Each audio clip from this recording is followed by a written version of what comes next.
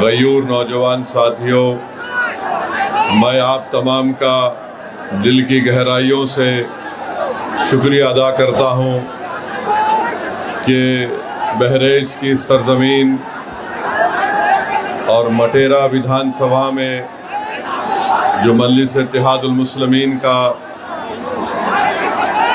एक तारीख़ी जलसे आम हो रहा है, इसको आपने तारीख़ी बना दिया।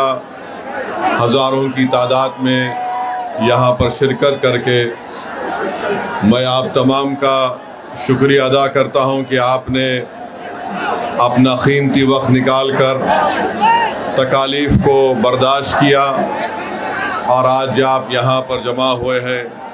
आप तमाम का मैं अपनी जानिब से और मजलिस इत्तेहादुल मुस्लिमीन की जानिब से शुक्रिया अदा करता हूँ। मंच पर बैठे हुए उत्तर प्रदेश के मजलिस इत्तेहादुल मुस्लिमीन के सदर मोहतरम जनाब शौकत अली साहब और उत्तर प्रदेश के तमाम जोन के ज़िम्मेदार, यहाँ के विधानसभा के इंचार्ज और तमाम मजलिस के अरकान, मेरे अज़ीज़ दोस्तों और बुज़ुर्गों, मैं आपके सामने ये अर्ज़ करने के लिए आया हूँ कि जैसा कि आप जानते हैं कि आइंदा साल उत्तर प्रदेश में विधानसभा के चुनाव होने जा रहे हैं और मजलिस इत्तेहादुल मुस्लिमीन हमेशा ये कोशिश करती आई है कि जहाँ पर कमज़ोरों की एक सियासी ताकत को मजबूत किया जाए। मेरी आपसे गुजारिश ये है कि आप जानते ये हैं कि अगर आप संविधान को पढ़ेंगे तो संविधान के दफ़ा 37 को अगर हम पढ़ेंगे और संविधान का जो पहला पन्ना है, पहला सफ़ा है, उसको अगर आप पढ़ेंगे तो उसमें लफ्ज़ इस्तेमाल हुआ इंसाफ का, जस्टिस का। अगर आप संविधान की दफ़ा 37 को पढ़ेंगे तो उसमें बात आई है सियासी इंसाफ की। इसी सियासी इंसाफ की लड़ाई असदुद्दीन ओवैसी और मजलिस इत्तेहादुल मुस्लिमीन लड़ रही है। अगर आप चाहते ये हैं कि ज़मीनी सतह से उत्तर प्रदेश में आपकी एक लीडरशिप बने, तो मेरी आप तमाम से गुजारिश है कि आने वाले विधानसभा में हम तमाम को मुत्तहिद होकर अपनी एक सियासी लीडरशिप को बनाना पड़ेगा। ये संविधान हमको इस बात की इजाज़त देता है, वो संविधान जिसको बाबा साहिब अम्बेडकर ने बनाया, और बाबा साहिब अम्बेडकर ने संविधान के पहले पन्ने पर इंसाफ को लिखा। बाबा साहिब ने संविधान की आर्टिकल 37 में उसका जिक्र किया। यही लड़ाई आज शौकत अली की क़ियादत में उत्तर प्रदेश में मजलिस इत्तेहादुल मुस्लिमीन बरसों से लड़ती आ रही है। मेरे अजीज़ दोस्तों और बुज़ुर्गों, मैं आपको ये बताना ज़रूरी समझता हूँ कि अगर हम समाजी और माशी इंसाफ को हासिल करना चाहते हैं तो पहले सियासी इंसाफ होना चाहिए। आज आप जानते हैं कि जब तक हम अपने नुमाइंदों को कामयाब नहीं करेंगे जो उत्तर प्रदेश की विधानसभा में जाकर आपकी बेबाक आवाज़ बने, आपके मसाइल की तर्जुमानी कर सके, आपके लिए हक़ की लड़ाई लड़ सके। याद रखिए, कोई उठकर ये कह सकता है कि ओवैसी, क्या तुम नहीं देखते कि उत्तर प्रदेश के विधानसभा में बड़ी बड़ी पार्टियों के मुसलमान और दलित विधायक जीत कर जाती हैं।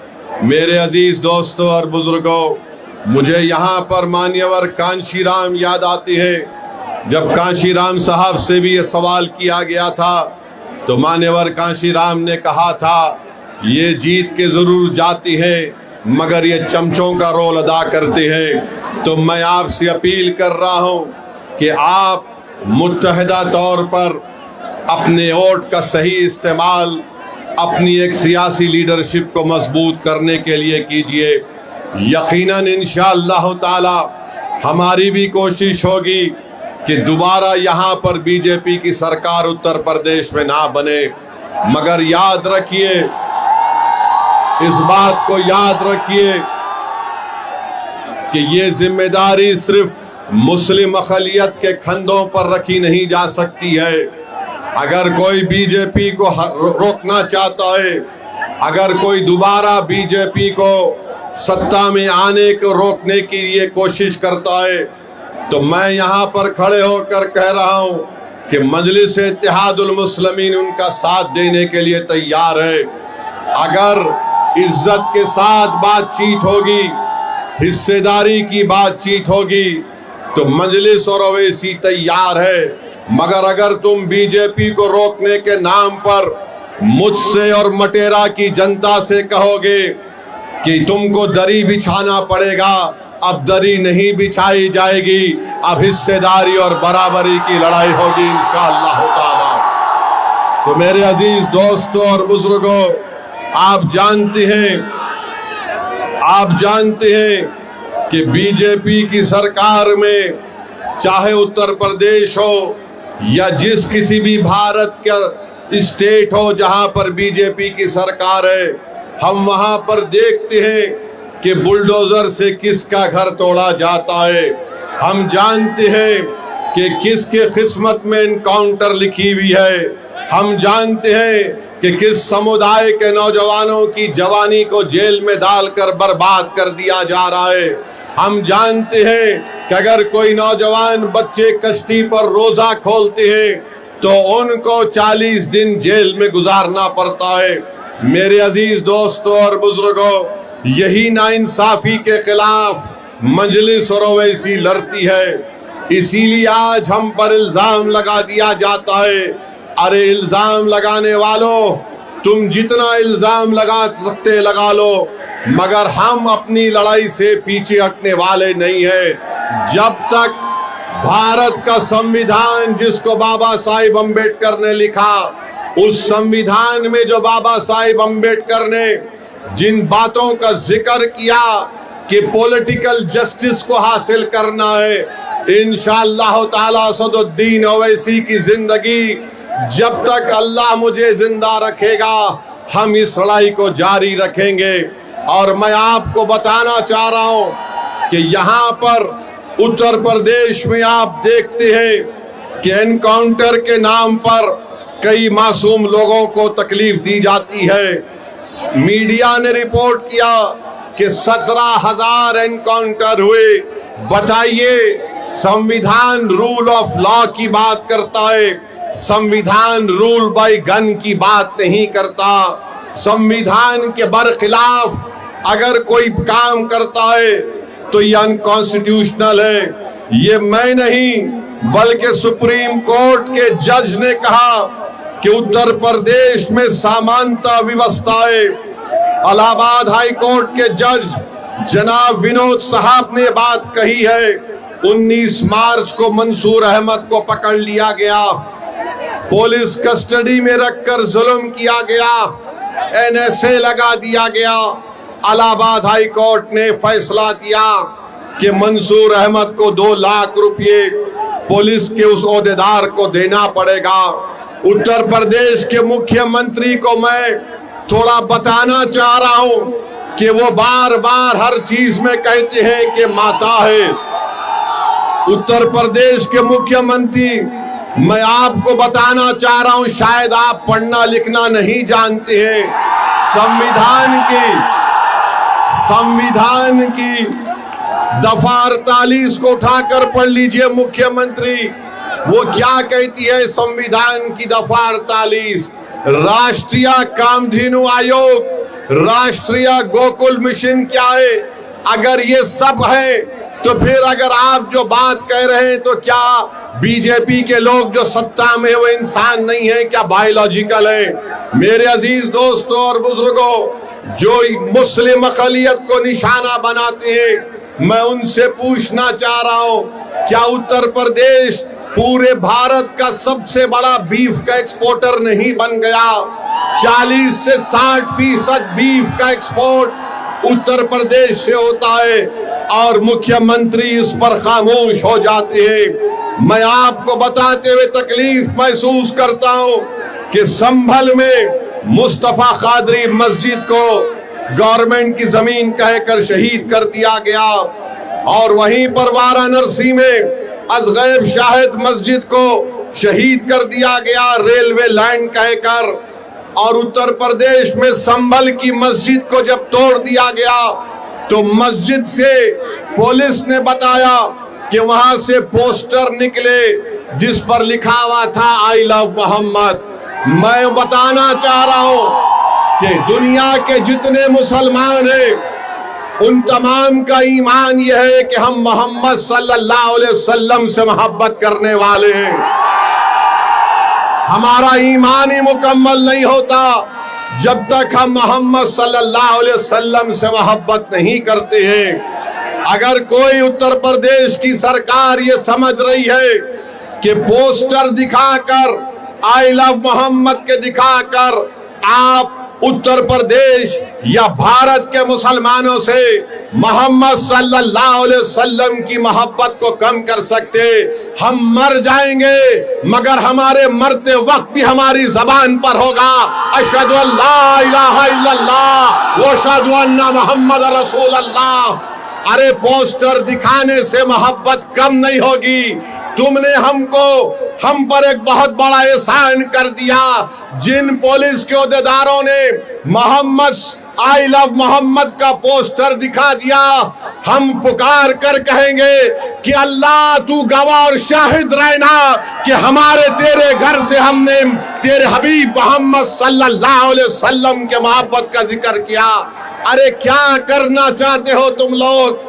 भारत के संविधान में आर्टिकल 25 है, फ्रीडम ऑफ रिलीजन है, मुझे अपने मजहब पर चलने की आजादी है। और शेख मुजद्दिद अल फैतानी रहमतुल्लाह अलैह ने कहा था कि मैं मुसलमान इसलिए हूँ क्योंकि मोहम्मद रसूलुल्लाह सल्लल्लाहु अलैहि वसल्लम ने मुझे इस्लाम सिखाया।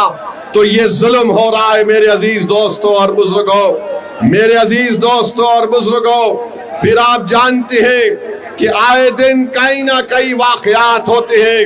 मैंने 2 दिन पहले उत्तर प्रदेश के मुख्यमंत्री का एक वीडियो देखा जिसमें उत्तर प्रदेश के मुख्यमंत्री ने कहा कि बेटी सबकी होती है, चाहे किसी समाजवादी पार्टी के नेता की क्यों ना हो। हम उत्तर प्रदेश के मुख्यमंत्री से कहना चाह रहे, अगर समाजवादी पार्टी के नेता की बेटी को आप बेटी समझते हैं तो मुजफ्फरनगर कांड में ऐसे कई मुस्लिम महिलाओं की रेप हुआ था, अस्मत रेजी हुई थी, बलात्कार हुआ था। क्या उत्तर प्रदेश के मुख्यमंत्री उन 6 मुस्लिम महिलाओं को जिनको अभी तक इंसाफ नहीं मिला, क्या उनको अपनी बेटी समझकर वो उनको इंसाफ दिलाएंगे? इसका जवाब उत्तर प्रदेश के मुख्यमंत्री को देना पड़ेगा। और फिर मैनपुरी में मई की 20 तारीख को वारिस अली को कत्ल कर दिया गया।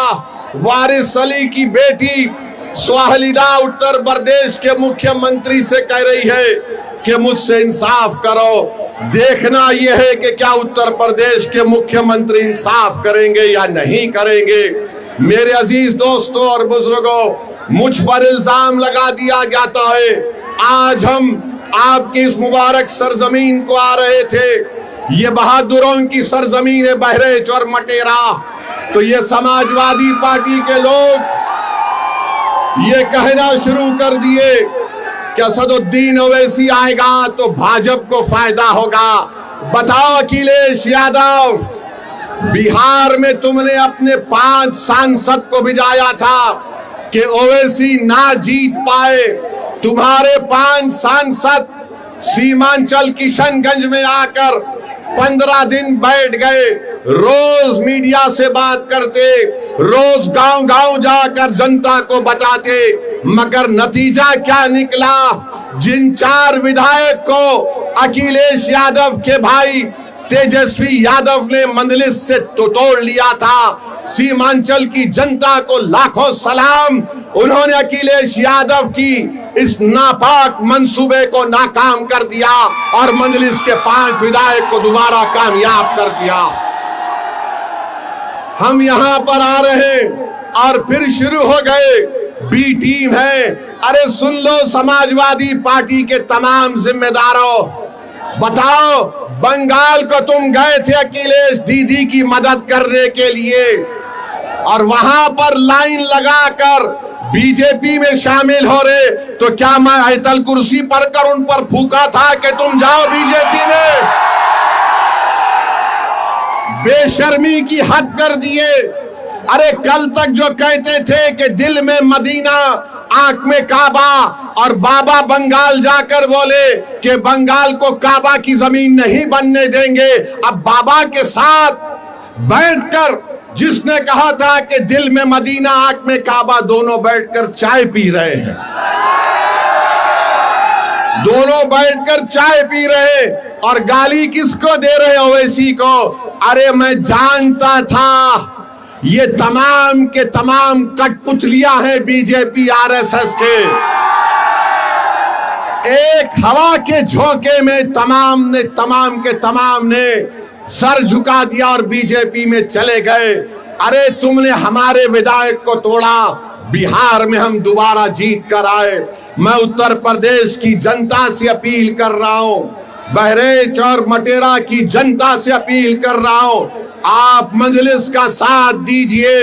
हम मर जाना पसंद करेंगे मगर अपने ईमान को और आपकी मोहब्बत का सौदा नहीं करेंगे फिरका परस्त आरएसएस की ताकतों के सामने।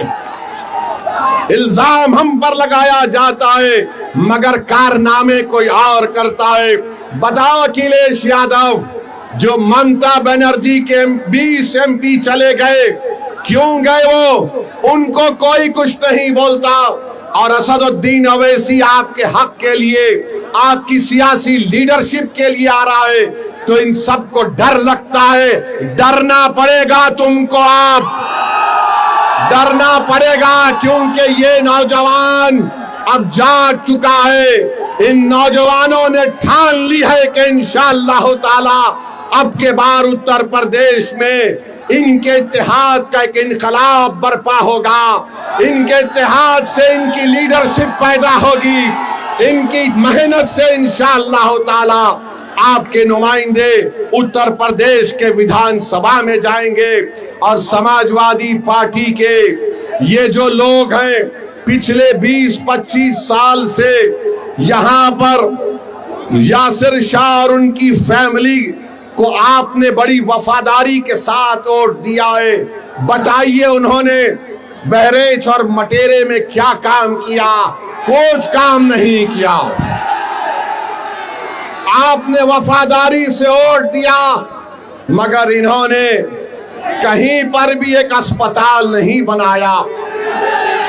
क्या मटेरा की विधानसभा में हमारी बेटियों का कॉलेज है?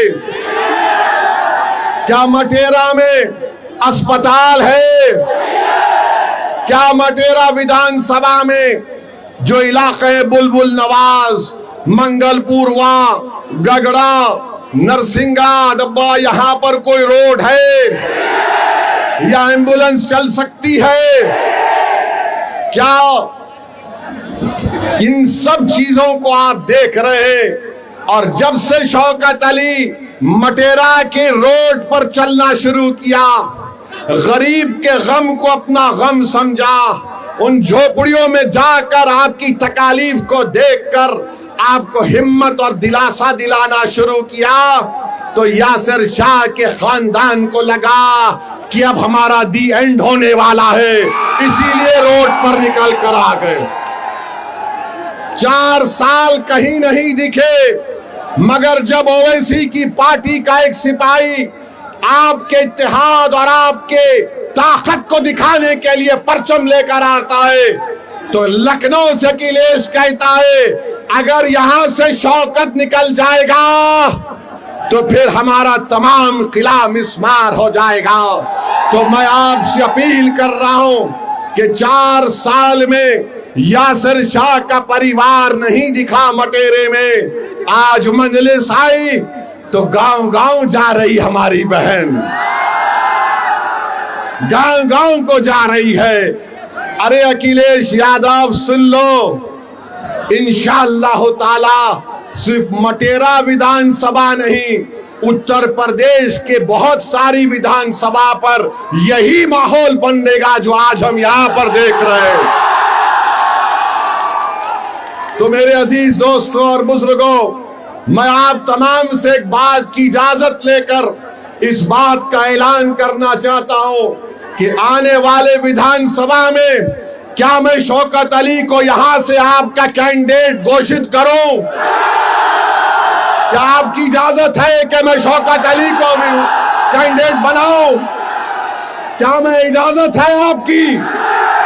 आप पूरा साथ देंगे तो लगाओ मेरे साथ नारा, नारे तकबीर, नारे तकबीर।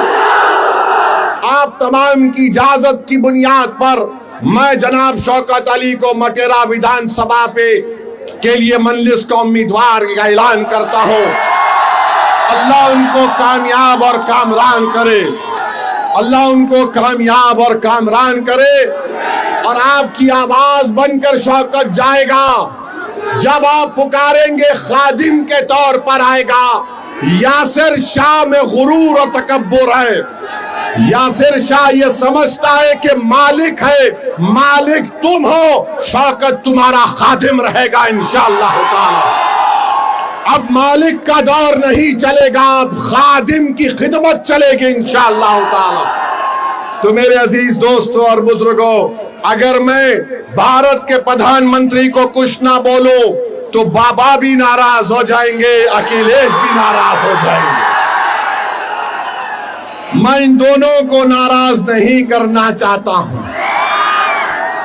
हम भारत के प्रधानमंत्री कहते हैं कि भारत विश्व गुरु बन गया, तो हम उनसे पूछना चाहते हैं कि आज ईरान और ओमान के दरमियान में समंदर पर हमारे कश्ती पर भारत के नागरिक पर जालिम डोनाल्ड ट्रंप ने मिसाइल दागकर हमारे 3 भारतीयों को जान से उनकी जान ले ली, उनको मार दिया। भारत के प्रधानमंत्री, आपकी जबान पर डोनाल्ड ट्रंप का नाम क्यों नहीं आता बताओ? 3 भारत के नागरिक मारे गए और हम डोनाल्ड ट्रंप ने जो हरकत की, मिसाइल मारकर हमारे 3 भारत के नागरिक को मार दिया, उसके नरेंद्र मोदी उसकी मजम्मत नहीं करते हैं। अरे एनकाउंटर करो, मारो मुल्ला को, दाढ़ी पकड़कर मारते हैं, घर में घुसते हैं, मदरसों को तोड़ते हैं। अरे तुम कैसे बहादुर हो, तुम तो बुज़दिल हो, बुज़दिल हो। 3 भारत के नागरिक मारे गए और 133 करोड़ जनता का प्रधानमंत्री उसका कंडेम तक नहीं कर सकता। और अफसोस की बात यह है कि एक हमारे सीफेरर की लाश, एक हमारे सीफेरर की लाश 2 दिन से वहां पर रखी हुई है। उस कश्ती का कैप्टन वीडियो बनाकर हम तमाम से अपील कर रहा है कि बताओ इस देश के प्रधानमंत्री को इसकी लाश कम से कम उसके घर को पहुंचा दो, इसके घर को पहुंचा दो। बताओ मेरे अजीज दोस्तों और बुजुर्गों, सिर्फ ताकत आजमाते हैं मजलूमों पर, कमजोरों पर, मगर ट्रंप क्या तुम्हारे पप्पा है? एक जालिम है वो। ट्रंप पर कुछ नहीं बोला जाता। ऐसा लगता है कि मोदी जी से जब बोलेंगे अरे ट्रंप को बोलो, ट्रंप ही और नेतन्याहू ने मिलकर इस जंग का आगाज किया है। मेरे अजीज दोस्तों और बुजुर्गों, बहरहाल आप देख रहे हैं कि नरेंद्र मोदी के प्रधानमंत्री को बनकर 12 साल हो चुके हैं। कीमती आसमानों को छू रही है, गरीबों के गैस के सिलेंडर कम कर दिए गए, आज हम कर्जों में डूब रहे हैं। बहरहाल मेरे अजीज दोस्तों और बुजुर्गों, मैं यही चंद बातें आपके पास रखने के लिए आया हूं और इंशाअल्लाह ताला आता रहूंगा। यहां से आपकी इजाजत पर, आपकी मंजूरी पर हमने शौकत अली को अपना कैंडिडेट का ऐलान किया और मैं आपसे वादा कर रहा हूं कि इंशाअल्लाह ताला मटेरे में, बहरेच में और पूरे उत्तर प्रदेश में हम अपनी इत्तेहाद की ताकत पर पूरा गेम बदल देंगे, पूरा गेम बदल देंगे इंशाअल्लाह ताला। और अपने सेल फोन की लाइट खोल कर दिखा दो कि अब के बार उत्तर प्रदेश में मजलिस का परचम लहराएगा इंशाअल्लाह ताला। पूरी सेल फोन की लाइट खोल कर बता दो, सारे उत्तर प्रदेश और भारत को मालूम हो जाए कि बुलडोजर से नहीं डरने वाले, एनकाउंटर से नहीं डरने वाले, आई लव मोहम्मद बोलने से नहीं डरने वाले हम तमाम हैं। नारे तकबीर। अस्सलाम वालेकुम व रहमतुल्लाहि व बरकातहू।